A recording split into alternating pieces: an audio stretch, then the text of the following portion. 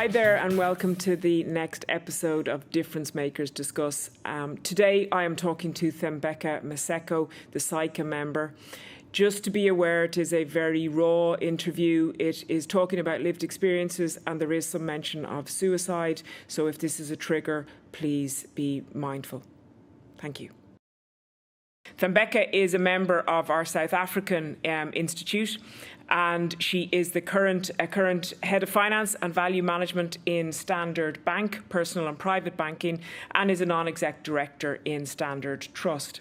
However, it is her journey as to how she got to where she is today that is incredible, that is inspiring, and that will really, I'm really looking forward to the next half hour or so talking to Thembeka because, believe me, there's going to be an awful lot that you will learn and you will take away from it.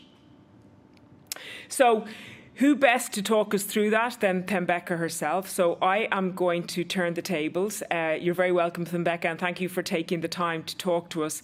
So look, I'd love if you would just start this chat with telling us a bit about your journey, your lived experiences. I know you've had a lot of challenges growing up. So if you want to bring us right back to your childhood, that'd be great. Okay, thank you very much, and thank you for having me, Sinead. So I am Thembeka Maseko. I'm in South Africa. I'm from South Africa. So I studied in Cape Town. So maybe I'll just give a little bit of background about my childhood, because I think my story, actually, that's the foundation of my story. So not sure if many of you know outside of South Africa that South Africa is a rainbow nation. We have many races. So I am a mixed race child. So my father is Indian and my mother is Xhosa, which is a Black African in South Africa. So I was born in the early 80s, and obviously back then, interracial relationships were not very, very popular. So because of that, I've never met my father. So he left when my biological mother was still pregnant with me. And at that time, this is just setting the scene, at that time, for her in her community, it was quite a disgrace to actually be pregnant and not be married, and especially outside of your own race. I think it was probably a lot for her to deal with that. So she gave birth to me, and then she left while I was still a baby. So her parents, then my biological grandmother, the ones who took it upon themselves to raise me. And both my biological grandparents, they were actually not very educated, and they were quite poor. So we stayed in the informal settlements of South Africa. And at that time, they were younger than the age of 60. So they didn't actually qualify for the government pension fund for people over 60. So what they did is that my grandfather was skilled at making small tools, like with his hands, like knives and stuff like that. So he took it upon himself that actually he will sell whatever he could to take me to school, because both of them, their dream was to actually make sure their kids were educated so they could have a better life than what they had. And unfortunately for them, for their own children, they could not achieve any of that. So this call it unfortunate event of me being left by my biological parents became a blessing to them, because now they were given a second opportunity to actually realize their dream of having a child who was going to be educated.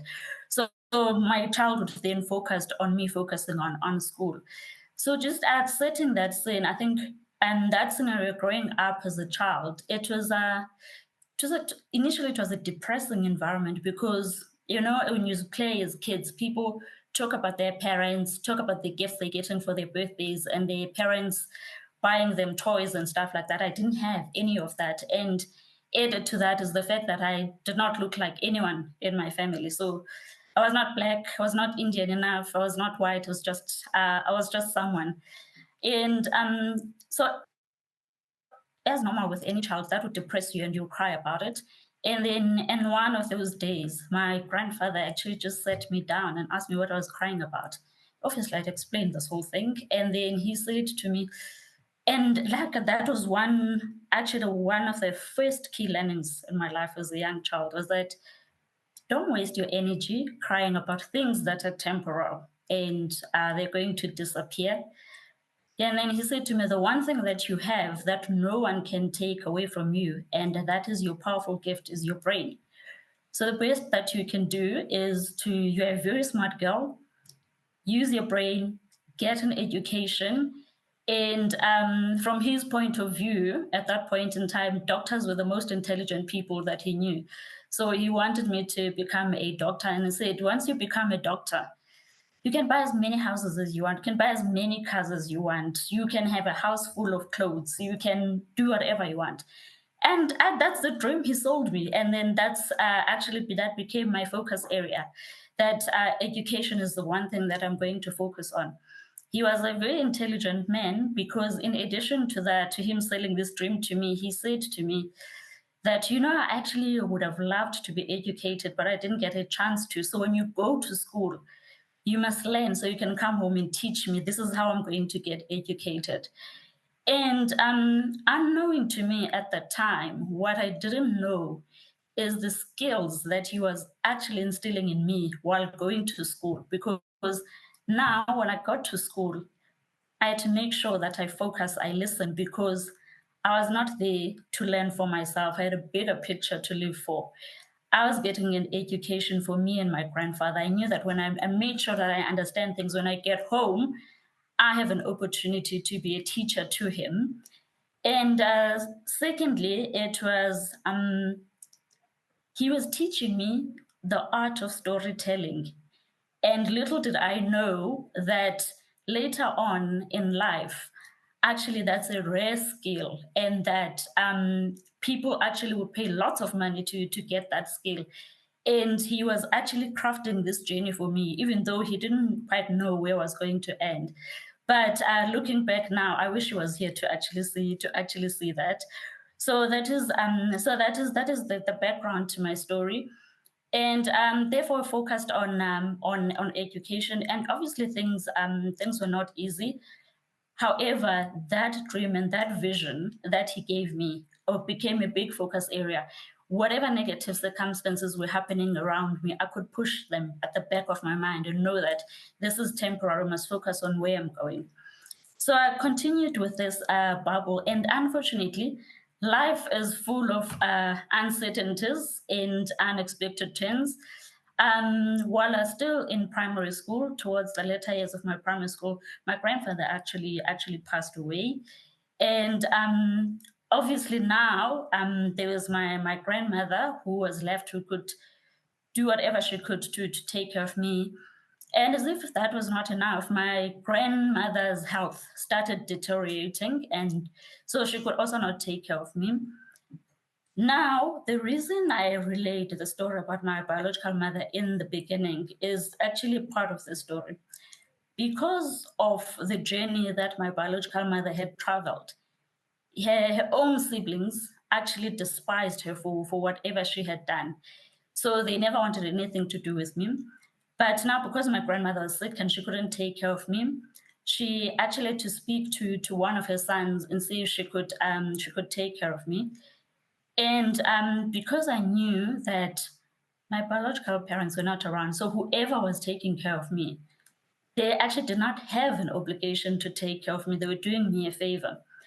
So, as my biological uncle agreed to take care of me, I actually made a promise to him, and I said, I know he's got his own children, so all I need is a place to live, and I will find a job to pay for my school fees, take myself to school, and literally take care of myself.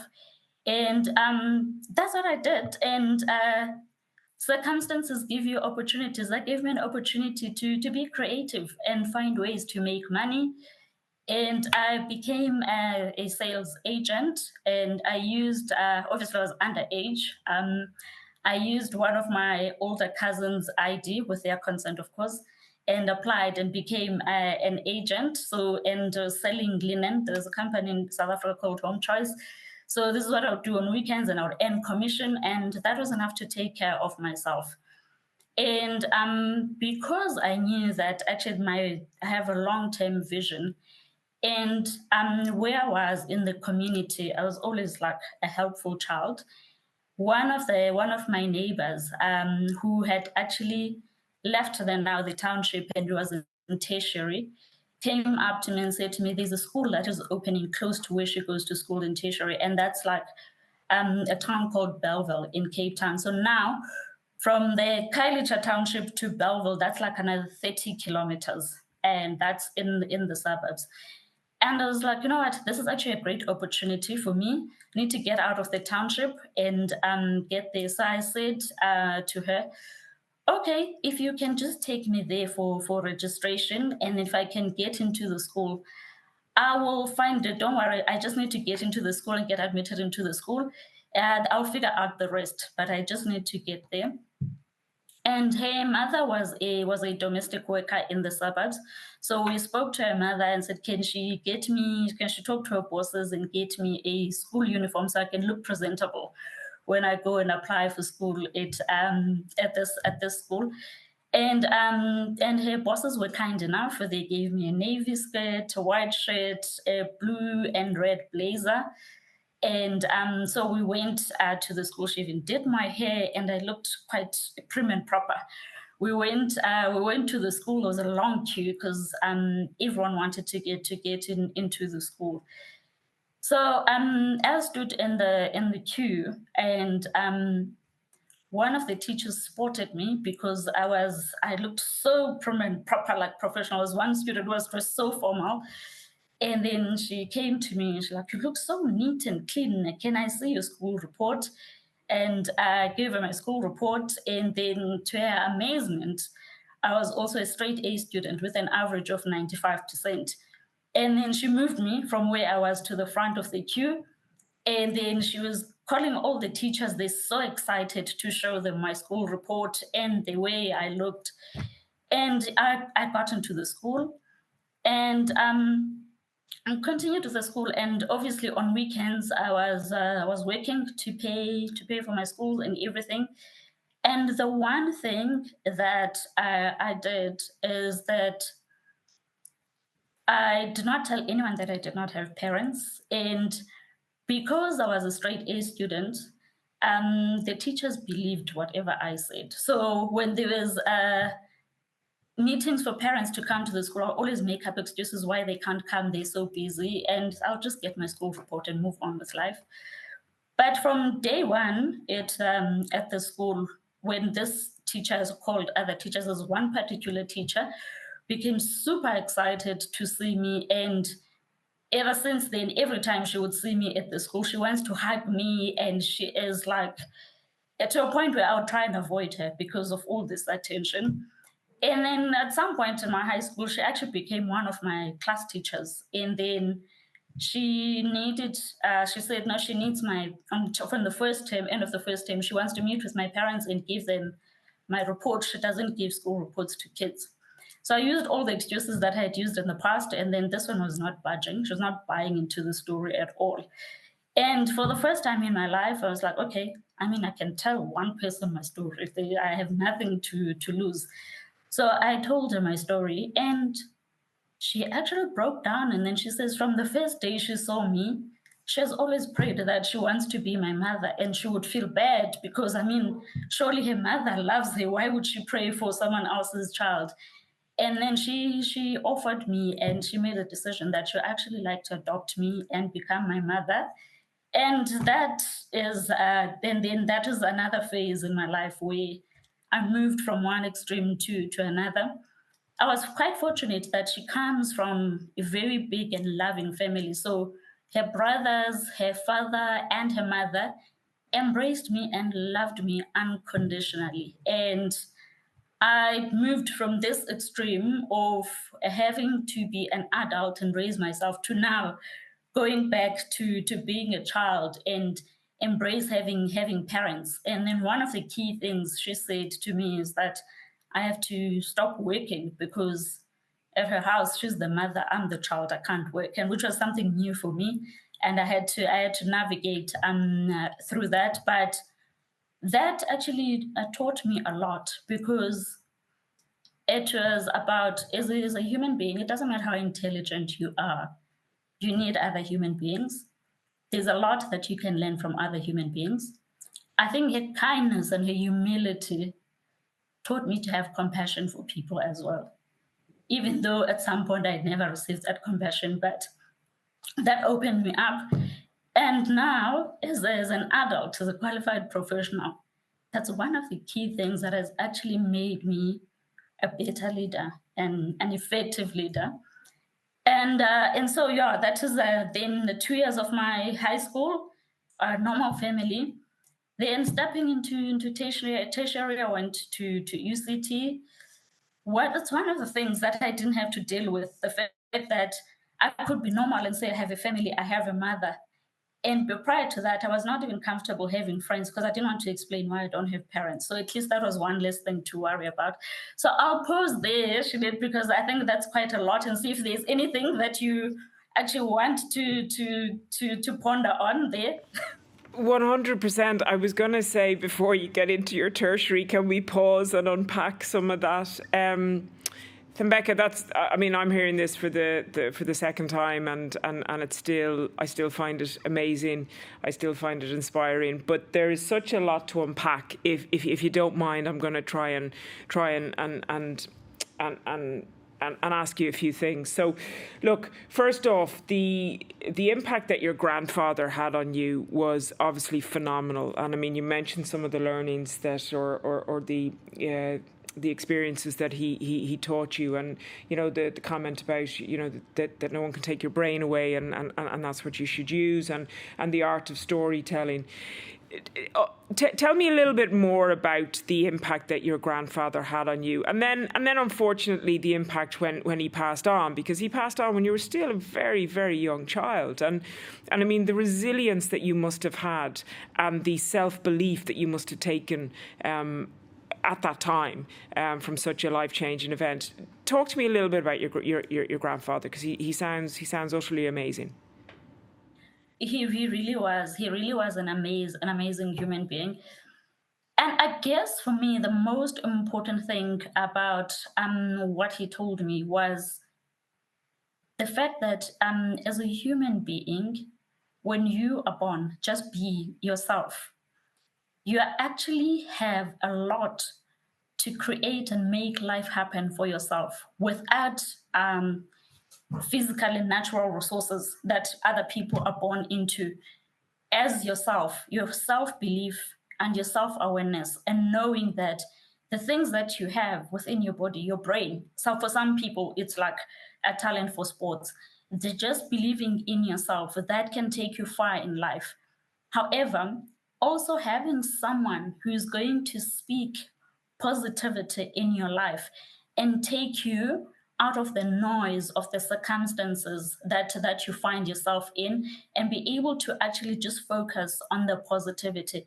That for me helped me mature as a child. I had to make it forced me to make mature decisions.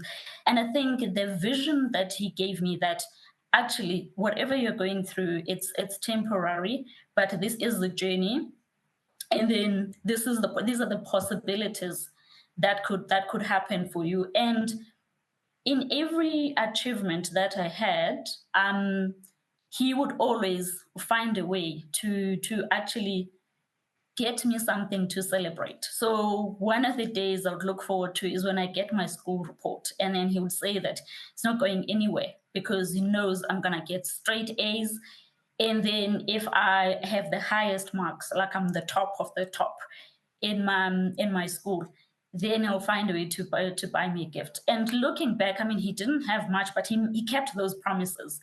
And because I knew he would keep those promises, and then he would say to me, beginning of the term, this is what I'm saving for, because I know when you bring a school report, these are the results that you're going to have.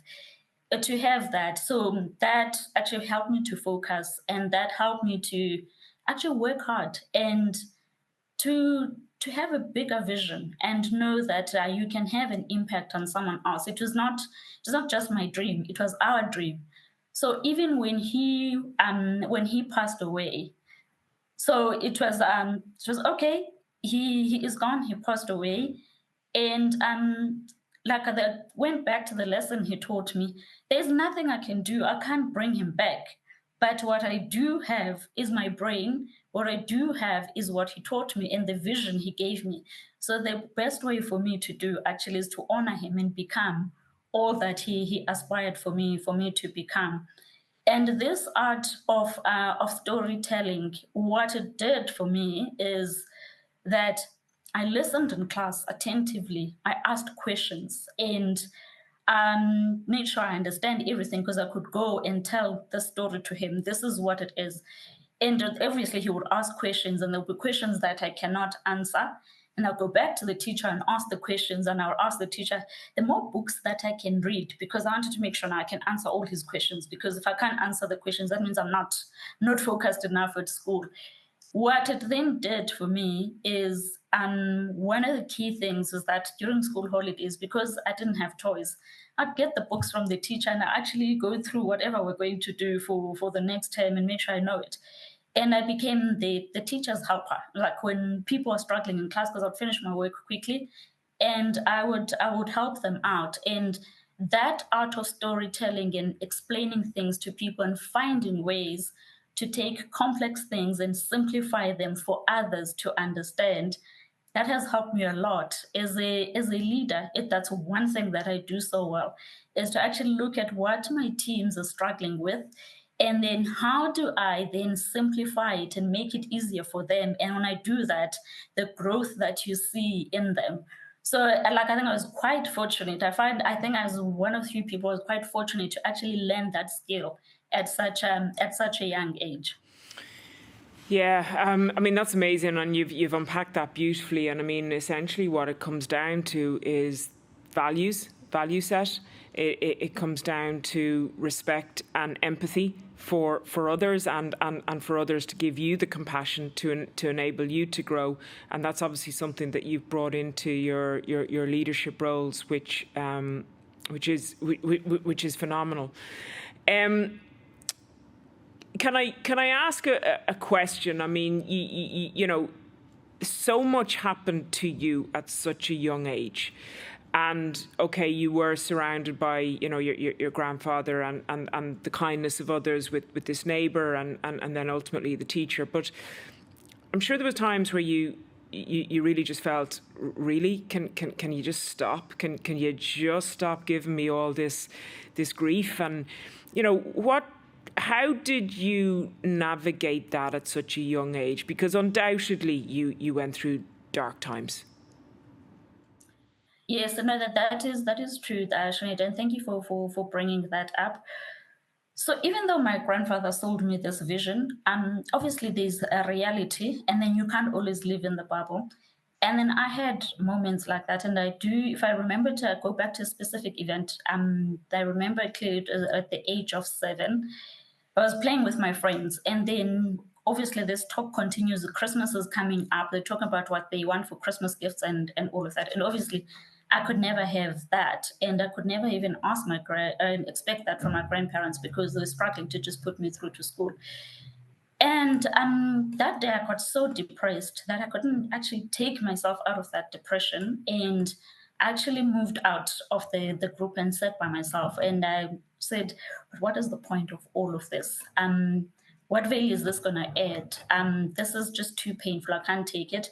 And at that point, I thought maybe it would be better if I die. So it's normal for people to actually struggle and suffer, but in the end, they succeed. And at that point in time, I knew that someone knew that, okay, so I have my grandfather supporting me, but there is God and there's Jesus, and then if I sit and pray, actually things happen for me. And that actually became my strength and my everything, even though at the time I had not gone to church. But my vision, my everything was that, okay, whatever I was going through, actually I'm going to turn out like Jesus, because in the end he achieved what he wanted to achieve. And that's what kept me going, even when my grandparents were not around.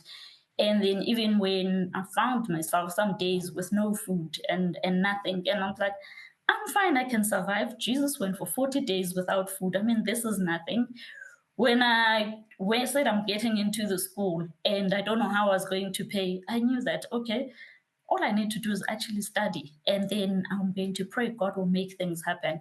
And therefore, for me, my religion is actually something that I'm deeply rooted in. And that's what helped me actually to get through everything and whatever challenges I had in life, and to overcome those moments where you feel overwhelmed and you feel depressed, to know that actually there's a higher being that is actually has supernatural power more than you, that is in charge of the universe and can make things happen for you. And at the point when you need help, make sure that people come around and help you. Like the teacher who then became my mother. And throughout my career, there's people who offered to mentor me, people offered to sponsor me, and just be there.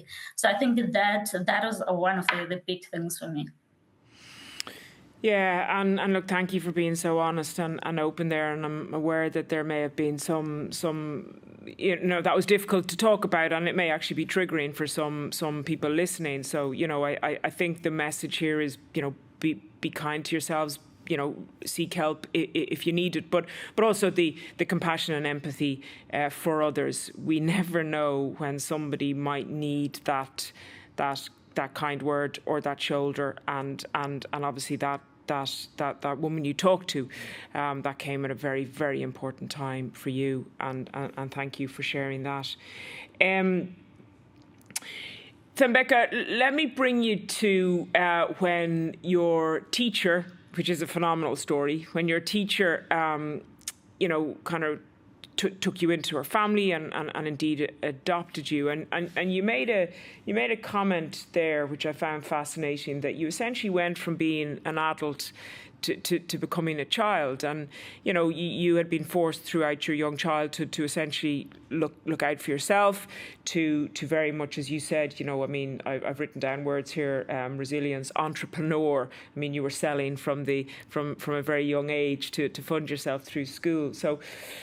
But you went from being an adult, a child who was acting as an adult, to becoming a child. And how difficult was that, to essentially assume the role of somebody else looking out for you? Was that something that was easy, or was it hard to take help from others, or was that something that you fell into quite easily? No, it was something that is very, very hard for me, right? Because all my life I had this belief that actually no one is responsible for me, because the people who brought me into this world abandoned me. So I can't expect anything else from anyone. So I'm responsible for myself. And then that shift for me was quite significant. And looking at her, is she was a teacher. It's not like she had a lot of money, and then she had her own kids to look after. She was a single mother, and I felt like her taking me on, I'm actually adding to her. I'm adding to her plate. I'm becoming a burden to her, and hence I was like, okay, I'm working, and this is a check. And then she said, no, here you're not a child, you're not a parent, I am the parent, you are a child, and be a child. So I think that the first year was actually quite difficult for me. And also, I had never known. She's very loving, she's very affectionate. So my grandparents were very loving, but my grandparents were very logical. This is what you need, do what you need to do. Whereas there it was like, do whatever you want to do, you're a child, whatever you need, it's on me. It was very difficult for me to accept, and then I had to find a way to accept it, but I never accepted it completely, because then I had to find a way now to say, okay, she doesn't want me to work, but what can I do to make sure that my presence makes her life easier? So then I'll do things like, okay, I'm gonna wake up very early in the morning, even on Saturdays. I'll be up at 5 a.m. I'll clean the house before they all wake up. When they wake up, I'll bring them breakfast in bed, because at least I'm bringing something to the table. I'm contributing something to the table. I'm gonna try my best to be perfect as much as I can, because I don't want to stress her and all of that. Even as a teenager, she always jokes, and then she tells parents that it's possible to have a perfect teenager because she had one, and things like that. And because I had grown up doing my own hair and stuff like that. She actually stopped going to the hair salon. I would do her hair. And I was quite creative. I would make my own masks with eggs and honey and give her facials and things like that. So I still found ways to contribute. And I guess because of how my childhood was, even now as an adult, like wherever I am, I always, even whether it's at work or it's at home, whether it's in a friendship or anything, I always feel like I have to add something, I have to contribute something. There must be a positive reason for me to be around here. Otherwise, why am I here? I can't just be a burden in the boardroom, everything. I must have a voice. I must bring something to the table. I must solve a problem. There must be an uplift or a positive contribution that I make wherever I am. So I guess that's what that whole situation taught me. Well, believe me, you absolutely are making a contribution and a difference and bringing a lot to the table. And I just hope that at some point in time, Thembeka, you're able to relax and look at your achievements and really give yourself a good old pat on the back, because it's amazing. Can I ask you the question then, the big question? So your grandfather had the plans for you to be a doctor. What happened? You ended up an accountant. Yes, so because I was a very focused child. I had no time to. I was a focused child adult. Yes. Yes. So I think when I was in grade, okay, now I must think, because it was standard 8. I think it was grade 10. So I decided, okay, so let me go during school holidays and go and volunteer at a children's hospital in Cape Town. It was called Red Cross. Yes, Red Cross. And then I went there, and I was quite a courageous child, because if I think about it now, like, for any child to just take a taxi and go to a hospital and get there and like, listen, I would like to volunteer because I have a dream of becoming a doctor. And I had a way of convincing people to buy into my stories. Anyway, so they gave me this opportunity to be there for 2 weeks. And then those 2 weeks, where every time I went home, I was so depressed because I could not separate what I saw in the hospital to what I was doing at home. And then I was even struggling to sleep because I was just so taken, and because it was small children, by the suffering and that I had seen there. And then I realized that I can't live like this because, as a child, I'd have my own stresses. As an adult, I also don't want a job that I'm going to carry into my sleep. And then I had to go back to the drawing board and figure out what is it that I could do with my life. And I think I was fortunate in the sense that I think when you're top achiever at school, teachers listen to you, and all the teachers. There's accounting, there's science teachers. Everyone was fighting to have me because they know that they're going to have a top student. So I spoke to the teacher. I said, listen, I hear what you guys are saying. You all want me in your class, but I actually have to find what's best for me. And then I thought I would be a doctor, but this science thing's not working. And one of the teachers, they arranged for me to go through a career assessment thing. I went, I did this career assessment, and then one of the things that came out is that actually I'm one of those people that can learn anything and become anything that I want to be.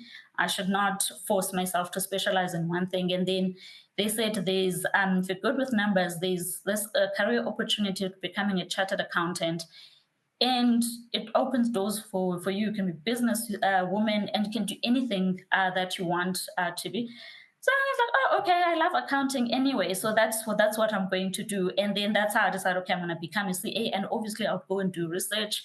And that's how I decided I'm going to go to UCT. And that is actually how I decided to become a chartered accountant. And I still had my grandfather's dream that now, instead of being a doctor, I was going to be a businesswoman. And I was still going to buy all these clothes and all these things that I wanted. So that is how I changed careers from thinking I was going to be a doctor to actually being a chartered accountant. Well, thank you to that career assessment, because without that, we would not have you in the profession. So that's a win for us. I I have to believe that a lot of it is to do with your value set. I do believe the chartered accountancy is very much a value profession, and I think there's definitely a match there. But undoubtedly, whatever you put your hand to, you would be a success. Can I flip to? I know you're a mum now. It's two children, is it? Yes, 2 children. I have a boy who is 10 and turning 11 next month. And I have a daughter who's a mini-me who is 7 and turning 8 next month, but you swear she's turning 18. Okay, well, the world, watch out, because I don't know if there's enough room in the world for 2 of you, but that's fascinating. Becoming a mum, was there... how did you find that? And I guess from listening to you, was there a risk that I certainly know as a mum myself that, you some of the traits you bring as a mum are molded by your lived experiences and maybe some of the things that happened to you as a child. Was there a risk that you maybe became a little bit overprotective and tried to protect them from some of the aspects that you witnessed or you saw? Or am I wrong? Or what was the learnings that your entire life has brought to you as a mum? Okay. So I guess what I can say is that, yes, having a career for myself was one dream that I have and a goal that I had to achieve. But more importantly, actually, the one thing that I wanted more than anything in life was to have a family of my own and to become a mother. And I was fortunate that I know what it's like to not have a mother, and I know what it's like to have an awesome mother. And so my children were always part of, even when I was studying, whatever I was doing for these future children. And therefore, even falling in love, I had to audit whoever I had a crush on, and then no, this crush must not go any further. So I love that. You had to audit your crushes. That has to be a quote, yeah. Yes, that's an advice for every young girl. Don't just have a crush and fall in love blindly, audit everything. So my husband was audited because he had to be an amazing father who was going to put children first. And that is always my goal, that I put my children first. And obviously, given I am an overprotective mother, you can call me a mama bear. At work, they nickname me Dynamite because I'm very outspoken and I'm very sure of myself. And I would say to them, actually, you know what? Thembeka work is very mild. You must meet Mommy Thembeka. Then, I'm a proper mom. I'm very overprotective of my kids. However, at the same time, I'm also very strict in terms of discipline and everything. So my children don't actually know my story because they're still quite young to know my story. But what they know is that mommy does not like lies. You must always tell the truth. You must always do your best, and she will have your back. She will protect you. She will give you whatever you need. But if you don't do your part, there are consequences. So I do have that balance. However, overprotective, I admit it, I am. And my husband was always caution me and say that, you know what, I know that you want to give your children whatever you did not have. You want to shield them from the pain that you did not have. But maybe sometimes you're over affectionate. And I'm like, you know what, you people who've always had your parents, sometimes you take the smallest things for granted. I said, for me, you can call me overprotective or whatever. I know the pain of yearning for a mother who is not there. And I know the pain of yearning for a mother and she's there. So at any given point, I will never say, you know what, I'm spoiling my kids for giving them too much affection and support. I'll give it to them because that's something that I never had. And I do not wish for any child, it doesn't matter if it's not mine, to actually go through that because I know that pain and I still remember that pain. But I also think that it has actually made me such an amazing mother. Like, I always say that I was forced to be an adult.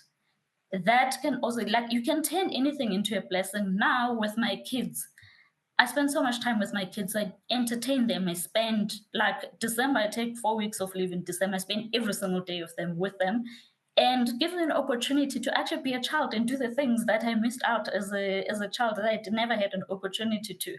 And it energizes me. It keeps me young. It helped me to de-stress with and take a break from adulting. So I think it's a beautiful gift. That's brilliant, and thank you again for being so honest and sharing your true story. Thembeka, I could talk to you for hours and hours, and who knows, this may be the first session where we do episode 2 of Difference Makers Discuss, but I probably do need to begin to wrap this up. And I've been jotting things down, and I mean, some of the takeaways that I have had from our chat is, there's so much, and I know everyone will get so much, but some of the takeaways for me is the importance of values, the importance of self-belief, the art of storytelling, and what that can bring to your entire life, the need for compassion, bringing things to the table, whatever you do. I think the importance of experimenting and the courage of a decision. I mean, I was struck by that when you went into the, experienced nursing or the Red Cross, and then had the courage to actually say, this isn't for me, and then turning everything into a blessing and taking a message from everything. There is so much that you have brought to this, and thank you for being so open. If I was to leave you with the final word, Dynamite, what would you say to the audience? Well, firstly, thank you so much. I could also talk for hours. As you can see, like, I can tell stories for days. Thank you for having me, and I hope everyone would have learned something. But actually, my favorite quote that I would like to leave everyone with, and this applies to whether you're a seasoned executive and whether you're a new trainee, is this poem. And I think it's a very familiar poem. Not everyone knows it. Our deepest fear is not that we are inadequate.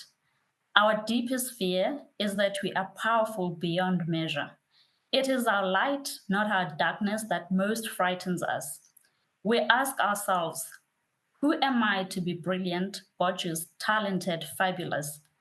Actually, who are you not to be?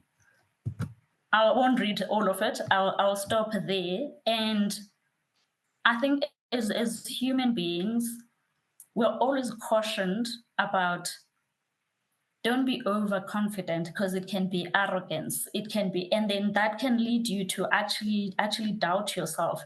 And it's something that I still battle with. So, however, reading this poem over and over again, it made me realize that actually the one thing that stops us is to say that, imagine if I can be this. And then you think about all the other people that you think will be offended by that. And then you actually start toning down what you want to do. However, on the flip side, it's that we all have insecurities. We all have fears. It doesn't matter whether you're born into a rich environment. It doesn't matter whether you had parents you did not. All of us, intrinsically as human beings, we do have that. However, we all need to find courage to actually overcome those insecurities and those fears, because by doing that and allowing yourself to be the gift that you are created to be in the world, you don't know how many people you're setting free. You actually don't know how many people you are actually unknowingly handing over the baton to actually be a light and uplift others. And then that's how we change the world, and that's how we uplift others. So whether you are starting your training or you find yourself in your career, think about that. And the second one will be like self-awareness. Be aware of your strengths. Be aware of your development areas, and surround yourself with people who are different from you that you can learn from. But knowing your strengths, find a way to make sure that you become the obvious choice among your peers when there's opportunities that you are interested in. How do you differentiate yourself and make sure that whoever has to pick someone, you are the obvious choice for the things that you are interested in? I think that would be my advice, and I hope this will help someone, even if it helps one person. That's my hope. Thank you for having me. Thembeka, I have no doubt this will help a lot of people, and there is so much takeaways, as I said, that people can take from it. Thank you for that summation. Find courage to overcome your securities. Thank you so much for your time. Well done. You've had an amazing journey. I know you're only halfway through, and I wish you the best in the next chapter. I will watch out for you, and I definitely will watch out for Mini Me coming behind you. So, to the audience, thank you so much for staying with us. I look forward to the comments that are posted after this discussion, because Thambeka has just been amazing. It's been another great episode of Difference Makers Discuss, and thank you so much for joining us today. I wish you well wherever you may be throughout the Chartered Accountants family worldwide. Thank you.